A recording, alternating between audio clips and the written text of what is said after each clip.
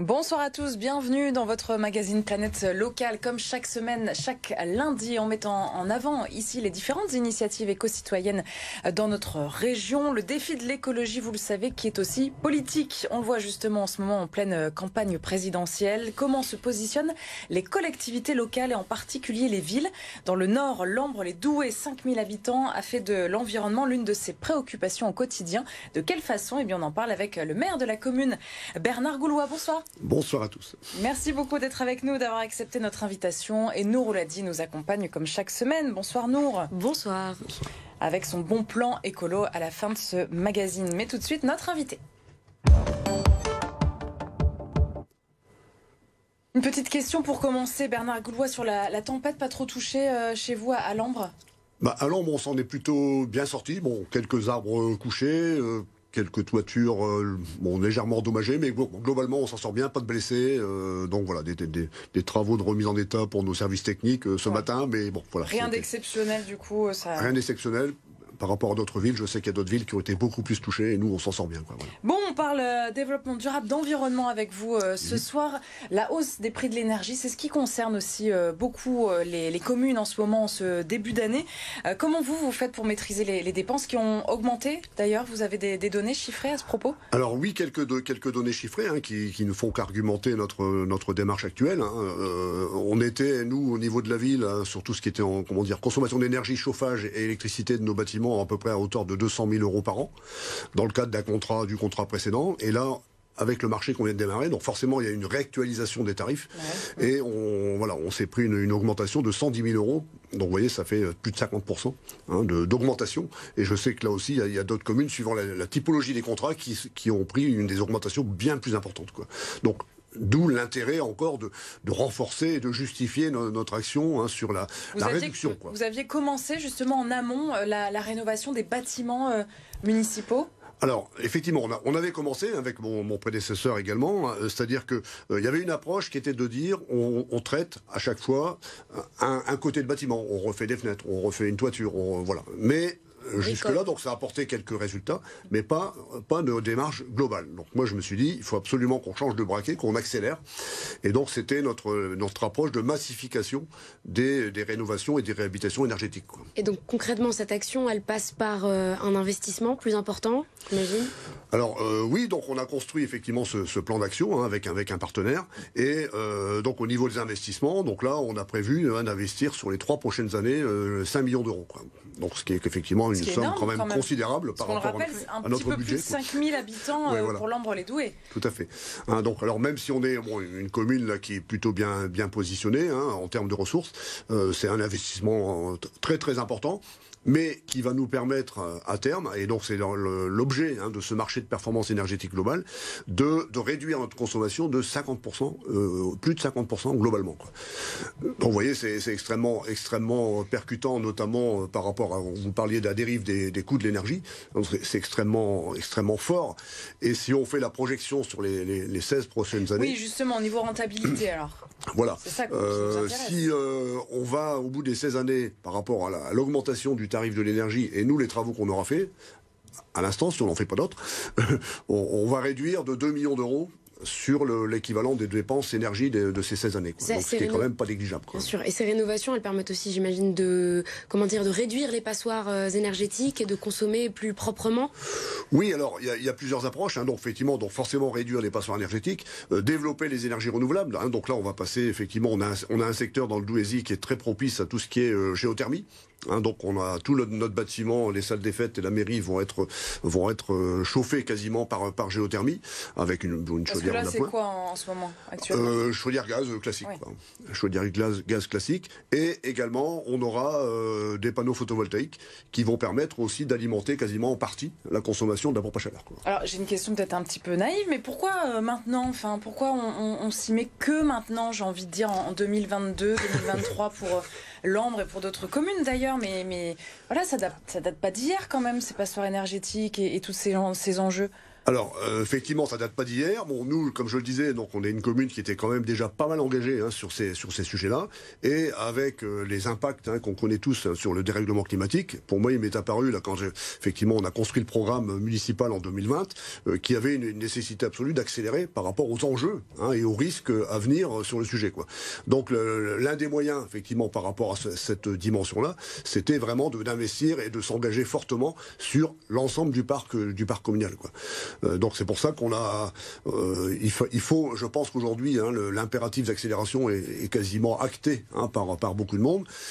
Après, il faut le traduire politiquement et financièrement dans les actes, quoi. C'est toujours cette question d'urgence, on le dit tout le temps, l'urgence climatique, c'est une réalité. Après, on sait qu'il y a un objectif aussi national qui est de viser le zéro carbone d'ici 2050. Donc bon, 2050, c'est pas demain. Mais alors, dès aujourd'hui, il faut agir. Là, est-ce que concrètement, vous avez des actions qui commencent déjà à porter leurs fruits aujourd'hui ? Oui, ce que j'évoquais tout à l'heure, c'est-à-dire qu'on a déjà obtenu un certain nombre de résultats. Nous, on fait un bilan carbone déjà depuis au moins 10 ans, donc pour justement voir un petit peu l'évolution de nos consommations, des émissions de gaz à effet de serre. Et donc on a ça, je dirais, dans le collimateur depuis un bon moment. Et là, comme je disais, la nécessité, c'était vraiment de changer de vitesse, quoi, parce que c'est un impératif. Il faut absolument tendre vers cette neutralité carbone à l'horizon 2050. Et je pense que tout le monde, toutes les communes, même les individus, quelque part, doivent être porteurs de ce message et contribuer. Et ces 700 arbres plantés sur 3 ans, ça c'est un objectif important aussi pour vous ?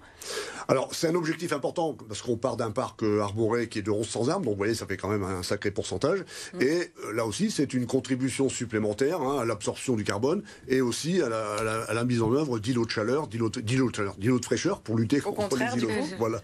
C'est où alors dans la commune, du coup, c'est en périphérie ? Alors, là, principalement, sur tous nos parcs centraux dans la ville, donc là, on a augmenté pour que les gens puissent trouver des zones où ils puissent se rafraîchir à l'abri des arbres. On sait tous très bien que les arbres permettent ce genre de choses. Disséminés dans la ville. Voilà, c'est ça. Et là, il y a une zone qu'on a repris, sur laquelle on a repris la main à peu près 4000 m², qui va être, on va dire, une espèce de petite forêt urbaine là, qu'on va planter prochainement, quoi. Et les habitants, justement, vous sentez qu'il y a un retour intéressant de leur part ? Ils vous en parlent, justement, de ces initiatives ? Alors, je pense qu'il y a une sensibilité là aussi qui est croissante, qui est effectivement par rapport à ça, et je pense que il y a une approbation quelque part de ce qui est lancé. Et notre démarche en parallèle, c'est effectivement de dire voilà, la collectivité doit être exemplaire et tracer la route. Mais l'idée, c'est derrière de dire, voilà, on fait de la réhabilitation énergétique, pourquoi vous ne la faites pas chez vous ? On va vous accompagner, éventuellement, sur notamment du conseil, déjà c'est important, et voilà, on réfléchira, pour l'instant on ne l'a pas encore fait, mais peut-être sur des accompagnements financiers dans la mesure du possible. Pour l'instant, mais c'est pas encore fait, mais on y réfléchit fortement, quoi, pour accélérer, toujours pareil, cette démarche de progrès, quoi, vers la neutralité carbone, quoi. Très important, quoi. Les cantines bio, c'est un projet aussi que vous défendez, le local, le labellisé. Vous en êtes où dans ce projet en ce moment ? Alors là aussi, donc on a obtenu dernièrement le label territoire bio engagé. On est actuellement à 36% sur nos repas des cantines scolaires, à 36% de bio et à 50% de bio plus tout ce qui est achats locaux. C'est-à-dire on fait travailler, là ça aussi c'est important, c'est notre dimension du développement durable, mais faire travailler les producteurs locaux. Donc là il y a vraiment une volonté forte qui est engagée aussi depuis de nombreuses années, mais là aussi qui est en train de s'accélérer, et l'objectif c'est qu'on soit très très vite à 50% de bio dans les cantines, quoi. Un modèle pour les autres communes de la région Lambre-les-Doués. Merci beaucoup Bernard Gaulois d'avoir été avec nous dans le magazine Planète Locale, et vous restez bien sûr avec nous pour le bon plan écolo de Nour.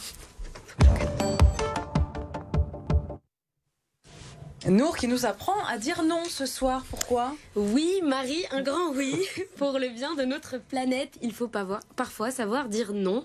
Dire non au ticket de caisse, par exemple. C'est vrai que chaque jour, à chaque achat, on en a toujours plus dans la poche. Alors oui, certains en ont peut-être besoin pour faire leur compte ou garder un justificatif, mais impossible que tous ces tickets de caisse vous soient tous utiles. Soyons honnêtes, ils finissent souvent froissés ou en boule, dans votre sac, dans nos poches, en miettes dans la machine ou même par terre dans la rue. Alors on n'hésite pas à prévenir le commerçant quand on n'en a pas besoin. Les commerçants qui s'y mettent, c'est d'ailleurs, avec une version un petit peu dématérialisée. Oui, il y en a beaucoup. On peut souvent en obtenir par par mail, et si vous en avez vraiment besoin, par exemple, pour échanger un article, quand vous réglez aussi par carte bancaire, vous pouvez aussi demander tout simplement l'annulation de l'impression du ticket.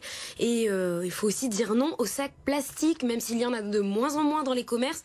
Il y en a encore souvent pour les fruits et légumes dans les supermarchés. On dit non aussi aux sacs en papier à la boulangerie.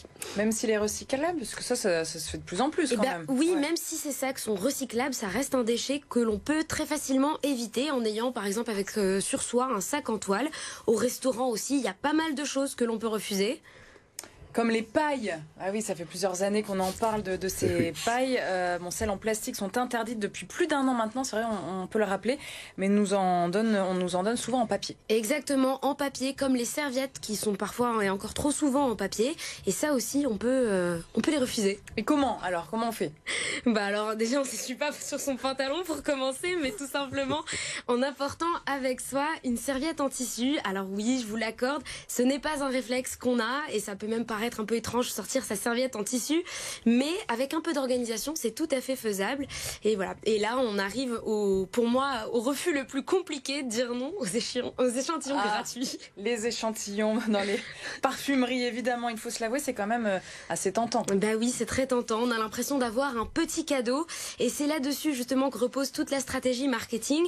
Mais qu'on se le dise, ces petits produits, ils atterrissent souvent au fond d'un tiroir avant de finir dans une poubelle, parce qu'on en a rarement vraiment besoin. Alors oui, ça ne coûte rien, ils ont déjà été produits. Alors pourquoi s'en priver? Parce qu'en acceptant ces échantillons, on pousse en quelque sorte les marques à continuer à en produire toujours plus. Ça c'est vrai. Merci beaucoup pour cet éclairage et ces bons conseils. Nour, à la semaine prochaine. Avec merci. Plaisir. Merci Bernard Goulois d'avoir été notre invité également ce soir. On se retrouve demain pour parler économie avec le président de la Chicorée Leroux.